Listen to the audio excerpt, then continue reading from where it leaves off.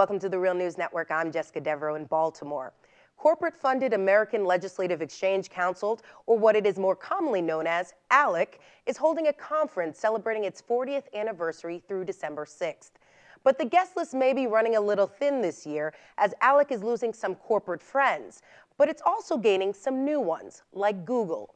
Google has been funding right-wing groups like Heritage Action, and ALEC, which is known for drafting some draconian laws in education and right-to-work policies which undermine collective bargaining. Now joining us to discuss how Google is cozying up to the right is Nick Sergi. He is the Director of Research at the investigative reporting group, the Center for Media and Democracy. Thanks so much for joining us, Nick. Thanks, Jessica. So, Nick, I'm sure people are hearing this story and saying, isn't this just business as usual, corporations cozying up with ALEC? Or is this really more of a political statement, having Google supporting groups like ALEC? Yeah, and I think for almost any other corporation, that would probably be true. A lot of corporations fund both sides, and they're unembarrassed about that. But Google has, for many, many years, really since its conception, held itself up to be a different sort of corporation. They spend a lot of time, effort, and cash trying to project this progressive image. They talk about the fact that they don't do evil, and over their history, they funded a lot of progressive groups, a lot of progressive causes. They're investing more than $1 billion in renewable projects. They like to tell the world about that, renewable energy projects. So it's very surprising that they are funding these groups on the right, and it is something that's new. It seems to have happened about 18 months ago. They hired a former two-term Republican member of the House from New York, who was seen as a pretty liberal Republican in New York, but it was New York. And she was hired in the Times. The New York Times at the time said that she was hired to lavish money from Google on selected Republicans, and that seems to be what has happened.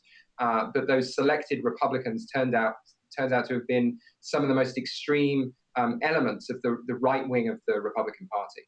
And why the shift? I know you mentioned this is something new, but what sort of legislation would Google be interested in backing? Well, I mean, that's difficult to tell.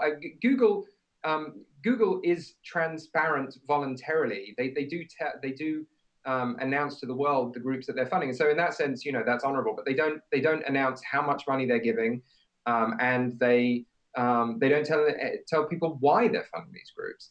And some of these groups certainly do have sort of tech freedom issues that they may be interested in. ALEC, for much of its 40-year history, has worked to advance legislation that rolls back environmental protections, and there's a number of bills that are on the agenda at the conference that you mentioned that's happening just a few blocks away from me here in Washington, D.C. There's a couple of bills that roll back the ability of the EPA to both regulate greenhouse gas emissions and also to regulate fossil fuel power stations. There's some new anti-union bills, and there's a bill that goes after country of origin labeling. So when American consumers know where their products come from, they're able to make an informed decision. And this is very much seen as a threat to particularly the Canadian pork industry. And they've been pushing back quite significantly. And this bill has popped up on the agenda at ALEC. I mean, it's entirely against the interests of Americans' consumers. Americans want to know where their products are from. And when they do, they tend to buy American. And ALEC is actually pushing legislation or deciding on whether they should push this legislation tomorrow. They're going to take a vote on it that is against the interests of what most consumers want. Okay, Nick, I'm going to bring up the other side. Isn't this just an expression of free speech? Why shouldn't Google have the right to put their money where they want to?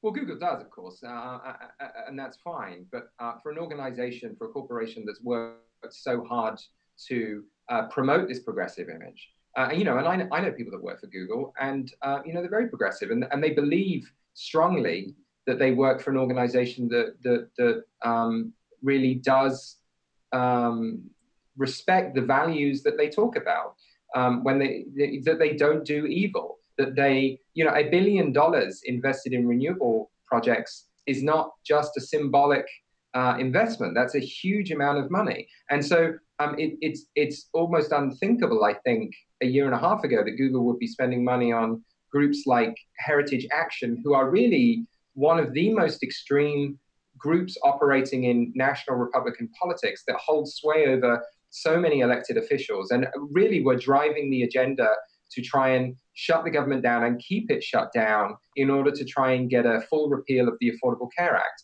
And that angered a lot of Republicans. And Google has helped fund that effort by providing resources to Heritage Action. Just really briefly, Nick, does Google fund left-wing groups as well? It does, yeah, it does, and it has done for very, very many years, you know, and it appears to be continuing to do that. So what's new is that now Google is funding both sides. It's going to be difficult for them to continue to say that they are truly a progressive corporation at heart when they're doing now the same as every other corporation does, which is that they fund everyone because they want to try and influence legislation that benefits their bottom line, and that's regrettable. All right, Nick Sturgey, thank you so much for joining us. Thanks, Jessica. And thank you for joining us on the Real News Network.